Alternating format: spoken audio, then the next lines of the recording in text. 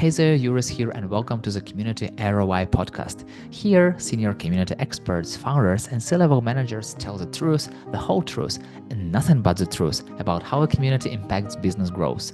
By listening to these conversations, you'll get actionable steps on how to connect community goals with business goals to skyrocket business growth while still bringing extreme value to community members. And my guest is Barry McDonald, a community growth expert skilled in building relationships and networks who empowers founders to scale with purpose.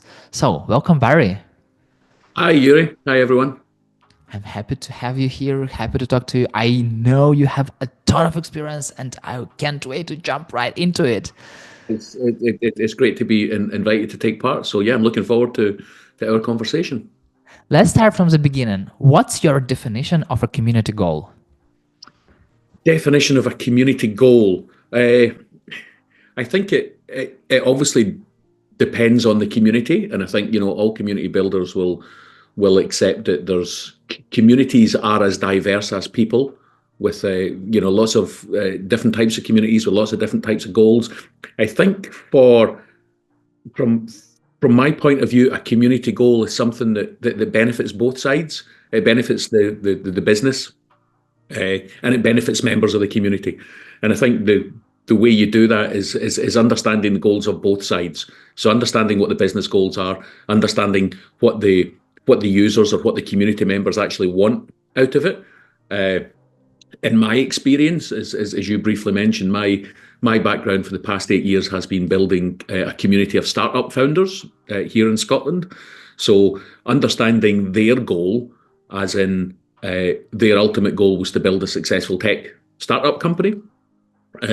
Excuse me. So the goal from the community point of view from them was connections, was peer support, was learning, was being signposted to proper areas of support, etc. So I think it depends. But from my point of view, or in my experience, the community goal, a good definition, was something that serves both the community and the business.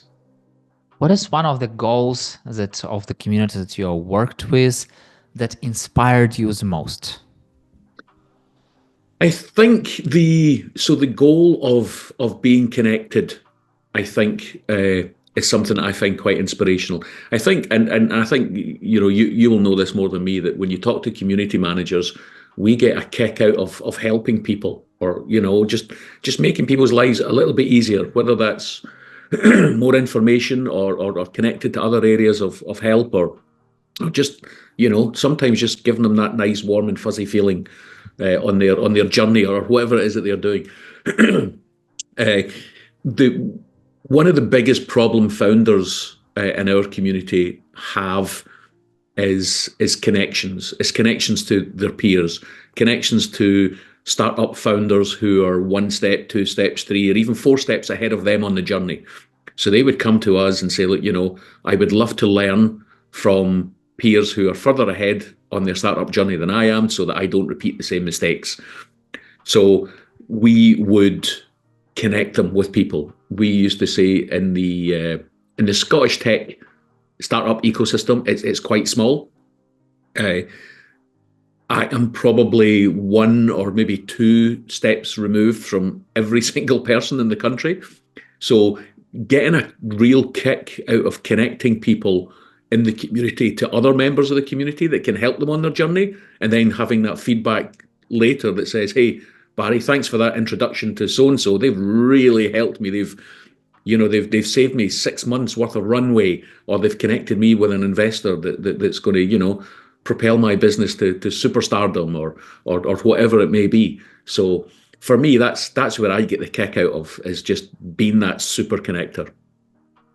And how is this goal of connecting people drives business goals? How it connected with business goals?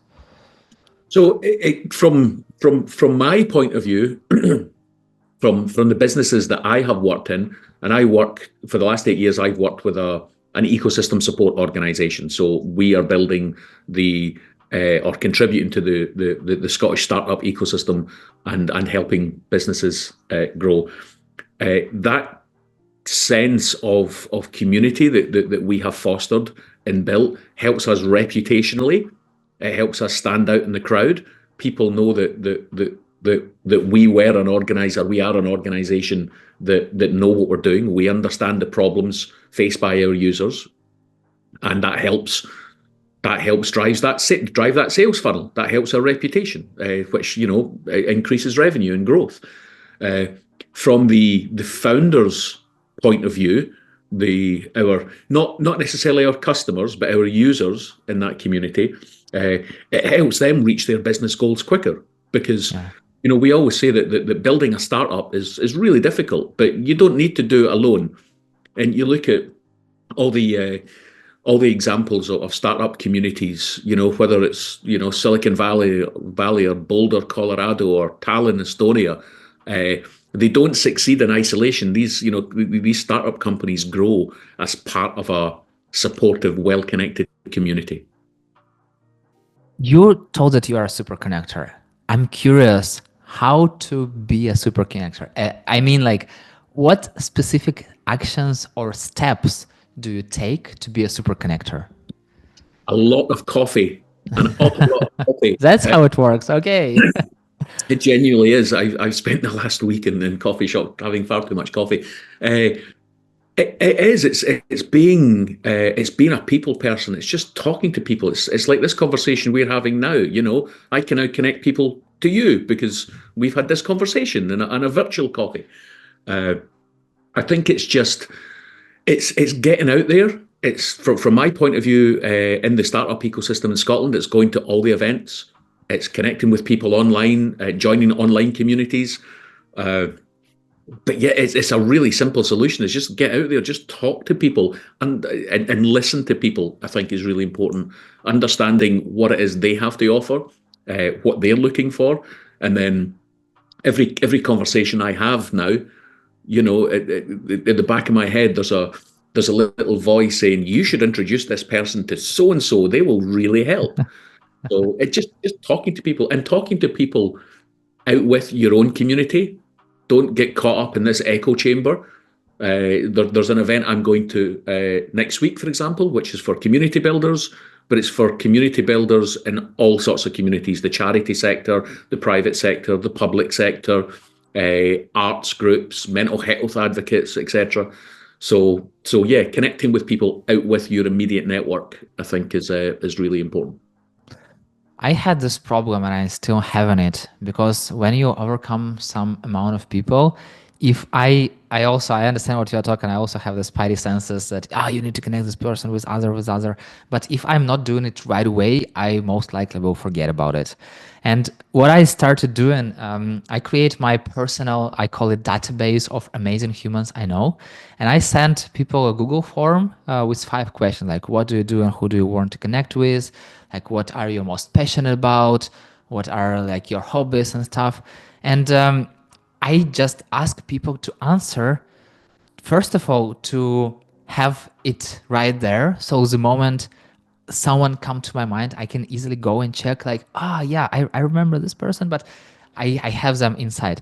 So I'm wondering, how do you keep all those people in your mind? Do you have any systems that helps you? I would love to sit here, Yurii, and tell you, yes, I have a well-defined process for doing that. And I could tell you that, but I would be lying. No, it's generally just all up here. I do act very quickly, though. So, for example, I had a couple of meetings yesterday where I promised to make some introductions, and I was emailing the people I had had a coffee with within 10 minutes of leaving them. I thought I need to do it really quickly, otherwise I'll forget. And sometimes that ends up propelling that thought process, and you think about some other connections that you can possibly make. But no, I'm afraid I'm very old school with that. I just try to remember, and fueled with caffeine, that usually helps as well, and act quickly. Yeah, I feel like caffeine is exactly what helps a lot to speed things up. And I'm curious, when you are building a community, what teams do you usually work with? So the simple answer is, I think you need to work with all the teams in the organization. I think of it as, you have these vertical teams in organizations. You have sales and marketing, R&D, operations, whatever. Uh, for me, community has to be a horizontal that cuts across all of those divisions, if you like, or all of those verticals. It's kind of, in the same way a lot of organizations, the marketing function, for example, will make sure that everyone in the organization understands brand messages and brand guidelines, and this is how we talk about our product or service, and this is how we talk about the company, and this is how you represent the company. And that's a horizontal, right? That cuts across everything everyone does. I think community is very similar. It's working with all the teams to drive home a deeper understanding of not only why we're building community, but how to do it. We don't expect everyone in the organization to be a community builder, but I think everyone should have that little reminder that community is important to the business function, and we provide them with the tools and the guidelines and how to do that. In the same way that I guess a lot of organizations try and instill a, a limited sales mentality with everyone. So you may not be part of the sales function, but you should know that if you're talking to someone that potentially could lead to a customer, then this is what to say, and this is how you should have that sales mindset. So I think cutting across all teams and trying to instill a community mindset with everyone. From what I've heard, you told about that community connects people with each other and helps to spread the word about the organization. So it sounds like a little bit of PR and marketing, but also it helps to make a little bit of a sales. So it's a sales team. But what other specific teams benefit out of the working with the community? And from your experience, how? So I think the obvious answer to that in the organisations that I have worked with is the sales and marketing team. Uh, some community builders are very, very closely aligned to sales and marketing, and many community managers in organisations are part of the sales and marketing function. Ours wasn't. Ours was very different because it wasn't. We weren't driving sales, for example. But it's just, I guess it's about enforcing that reputation. The organisation I worked for built a reputation on community. That was what we were known for. So I guess from a sales and marketing function, that helps them drive revenue to the business by understanding that actually community engagement and community support is not just a nice to have thing. It's actually a really important part of the business function. It keeps your customers engaged. It keeps your customers coming back. It makes them feel like they are part of something. You don't want to go too far and try and pretend they're not customers, because they are customers, not daft, and they understand they're customers. But just having that sense of community kind of elevates that a little bit. It also feels like when community is a horizontal team, it has some guidelines, it has some blueprints, it has something that other teams have to work with. And it might look like adding a little bit on other people's plates. So adding a little bit of extra work. So I'm wondering, how do you encourage people from other teams to work with the community and the community team without adding more work on their plates? I don't think it necessarily is a lot of extra work for them. I think it's just about giving them the guidelines and the understanding of why we're building a community, and what the end goals are. So we would, for example, I would write community strategies and make sure everyone in the organization read that community strategy, and not necessarily adding more work to them, but adding more of an understanding. So when they are talking to customers or suppliers or stakeholders, for example, they have an understanding of community. It's not necessarily about adding to their workload and saying, well, you now need to do extra. Uh, you know, everyone should be a community builder, not necessarily, but everyone should understand why we're building community, and they should understand at least some of the tools in that community building toolbox. So I think as long as they just understood community, that was a really good starting place. How do you talk about community wins? I mean, how do you bring visibility to the overall community impact on business internally? So again, you will know this from speaking to a million community managers. We know that building community is really hard, right? It's incredibly difficult, and what's harder is measuring that success and demonstrating the value and demonstrating the value of community. A lot of organizations, I think, still see it as something that is nice to have. It's not a necessary function. A lot of it is so measuring and evaluating community is difficult. It's not impossible. That there are some processes that you can use. The easiest way is the narrative. It's storytelling. It's collecting anecdotes. It's it's uh, it's looking after your community champions, the people that shout about your product or service because you've nurtured them within the community. It's putting them, front and center. It's collecting those stories of community success. There's no point in me sitting here and saying, the communities that I have built have been fantastic and we've helped so many people. Of course, I'm going to say that, right? But what you want is the people in the community to say that community that Barry and his team built up, they were fantastic. They have saved me millions and they've connected me with this and they've really supported me. So the easiest answer is the narrative. It's storytelling, I think, is the easiest way to demonstrate the success of a community. You can do it by metrics and you can do it by data. That very much depends on the type of community you're building. If your community goal is repeat customers, then yeah, you can have a data set that shows how many repeat customers you have. But in my particular area of community, it was how successful the companies were that we were supporting to grow, and how they attributed part of that success to the sense of community that we built. What I noticed from like personal life, that when people purchase some product or have some service or like something, they usually keep it to themselves and sometimes they say to their friends.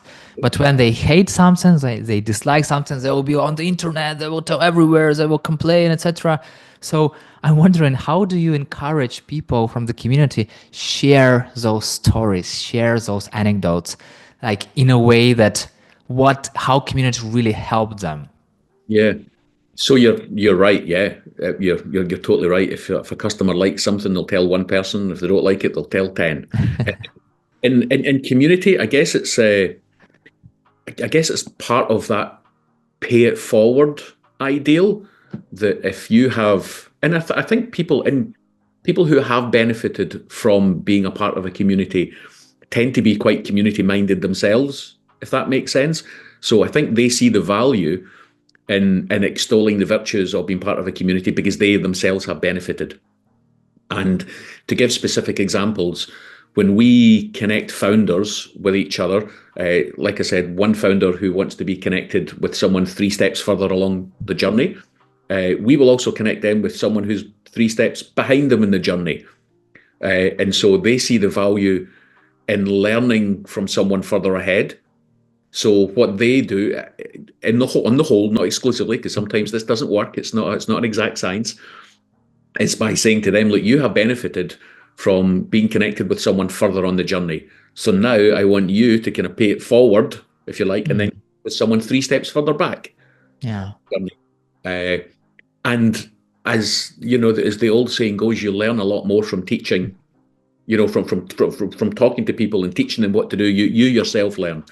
So it's trying to demonstrate that value, I think. And most of the time it works. Like I said, it's not an exact science, but most people, thankfully so far, have been quite easy to coax into giving back and become, mentors or or just supportive peers to others. And it's interesting, I'm currently reading this book, Give and Take, by Adam Grant, and I see that people usually like giving. Sometimes they don't have time. Sometimes they might think that they have nothing to share.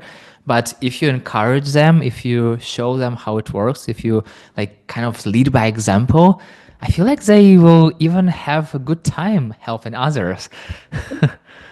Absolutely, I think it's I think it was scientifically proven that, for example, that people get more of a dopamine hit or more of a kick from giving a Christmas present than they do from receiving one.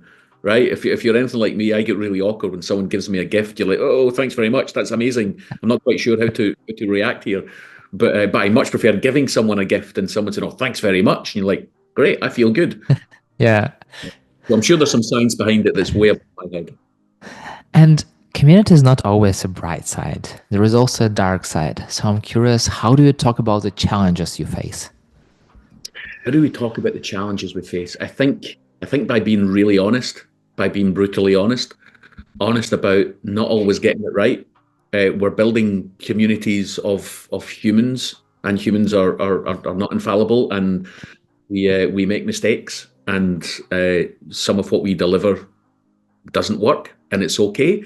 It's the not quite the move fast and break things idea, but it's that kind of build, measure, learn. So learning from our mistakes and being honest.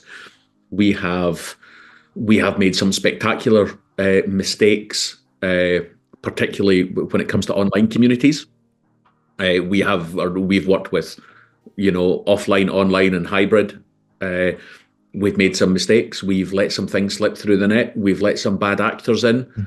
And I think it's about being honest with ourselves, being honest with the community, and saying, do you know what, we kind of messed this up, and we perhaps didn't listen to the community enough, or whatever. But I think you just need to be honest and own that mistake and prove that yeah, we're human, we messed up, but that's all right. We've learned. Let's move on. Barry, I wish to have the sky as a limit, but time is the limit. So the final question. What is one thing to do right away for someone struggling with identifying their community ROI? So, the one thing. Oh, okay. I was going to say lots there. I'll try and narrow it down to one. If you're struggling to understand your community's ROI, I think you probably need to identify what the business ROIs or what the business goal is.